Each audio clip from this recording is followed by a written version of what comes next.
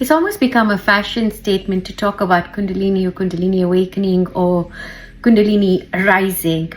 But I thought I'd just take a moment to address a couple of things about Kundalini. Now, Kundalini, as we know, is everything that we see around us. It is the very seed from what everything that we see and perceive with our five senses is. So, if you like, it is the beginning of everything, Kundalini.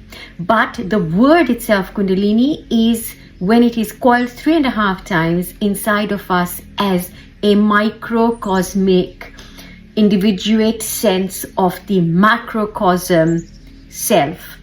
When it is individuated, it is called Kundalini because it is curled 3.5 times. Because Lini means to curl. It is curled around and it is contained in a pit. Now, how do we know that we have had or are experiencing a genuine Kundalini awakening? Now, Kundalini is felt throughout our lives, in our very body. We feel it all the time. In fact, we feel it when we are most euphoric, when we are feeling a lot of energy, a lot of runners, a lot of poets, a lot of people who are fully, feeling very inspired. It's that threshold that you almost seem to cross over into another realm, so that when someone is creative or somebody is producing something that is just so marvelous that it couldn't be of this world, is when that Kundalini is stirring. But it has no purpose really in our manifest reality, unless, of course, what you have chosen for yourself in that particular lifetime is to go beyond a certain existence. Because remember, Kundalini is meant to be asleep. It's not meant to be awakened.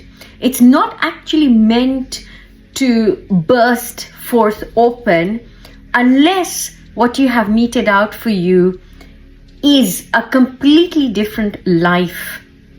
Because when a Kundalini is awakened, when it is literally that very seed of existence, the very seed through which we all sprouted, is then awakened inside of you. So imagine when you're carrying that amount of power inside of you, but you don't have the consciousness to handle it. Lots of things can go wrong with it. So Kundalini, if anything, it's going to create and amplify everything that you are, everything that you perceive that you are, which is why for us to be able to experience the benefits of a Kundalini awakening, we must first of all attain pure consciousness, get to a level where, if not pure consciousness, we've at least attained a level of clarity, a level of awareness, and a level of purity.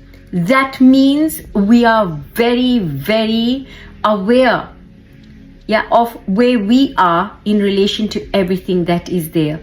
Now, a lot of us get to those points and we think, oh, I've had a Kundalini awakening. Yes, a Kundalini stirring, a Kundalini awakening is possible, but a Kundalini rising is now going into a completely different sphere when it comes to the trajectory of a Kundalini. So, how to tell whether you've experienced a genuine Kundalini awakening actually, is suddenly you will be more aware. Everything that you're feeling starts to become more amplified. Everything that you are, everything that you think, your dreams become more vivid. You become to also not only have vivid dreams, but also have lucid dreams. The veil of illusion starts to feel a little bit more distorted. Reality starts to feel a little bit distorted, and you almost feel like you're having a period of psychosis. Now, without getting into the symptoms of Kundalini in every chakra or every nadi, and remember, Kundalini awakening, rising is not the same thing as chakras opening, chakras balancing, or even as energy. Kundalini is the start of everything. It is the beginning. It is not also prana, because prana is life force that is almost working for Kundalini. Right? So Kundalini is the everything. Right, is Shakti. It is Shakti. It is the power. It is everything. So the way you know whether you're having a Kundalini experience is whether it is stirring, awakening, or rising. Now the rising is where it gets really different from everything else, which is why a lot of teachers, or wherever you go, there will be an overlap of symptoms between a between a Kundalini stirring, awakening, and a spiritual awakening or a paradigm shift of consciousness. There's an overlap in all of this, yeah? But actually, when you've really gone through a Kundalini awakening into your rising, then you'll see that actually no, it is not an overlap. Kundalini, when it is generated in your body, so now you have more life in you. You have more life in you. So you are actually now dealing with the beginning of life. And the purpose of that purpose of Shakti is everything that she knew about herself, yeah, she's now walking in the opposite direction to go back into where it all started when Shakti wasn't even Shakti. Yeah, she starts to roll backward. Now, when you start to roll backward, so in a very, very simple way, when you've got a pot in front of you made out of clay, you start to unpick it. Now, when you unpick it, you go back into the clay, you go back into the soil, you go back into the part of the earth that it was made, and eventually it goes back into the earth. So this is what Kundalini rising will eventually do, is that Shakti wants to find her way back before she was even Shakti, before there was even a primordial force, before there was even Prakriti, which is nature, before there was even Purusha, yeah, before there was these yin and yang duality. What happened before duality? Because there would have been a period where there is no split. And that's what Kundalini does. It goes from it being split into duality into the place of non-duality, where you just have shunya. It's a void where there is nothing.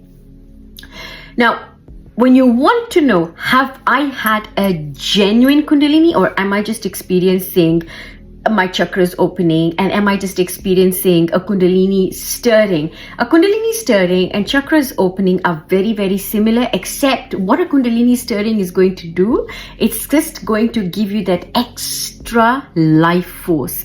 So if you've got thoughts that are not that great, you're going to have them more. If you're going to have really good intent, it's going to happen even more. Everything simply becomes manifest even faster than you think, because before you think, something has already happened, because your consciousness is now open to this, right? To this other way, which is the unmanifest reality. So everything is being very, very amplified, and it's being sped up for you.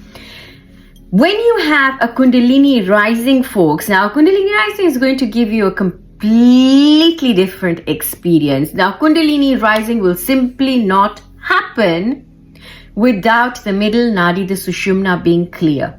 When there is no clear channel, it cannot happen. It can happen more than once. It can happen, and it can keep happening all the time. But with the Kundalini rising, when you've now been able to tap into manifest reality before it became manifest, so you're actually walking back and tapping into consciousness before it is 3D, which is why we say going to 5D. Now, Kundalini rising is going beyond that. It is actually going to a point where there wasn't even a thought of what you're going to create, where there wasn't even a mind of what is going to be created, where it was simply something that didn't know itself, where it wanted to know itself. And we get to the point of what put that wish and will in it to want to know itself. Lots of love. There'll be much more on Kundalini rising and much more in the Sahasrara. We'll be back soon. Take care.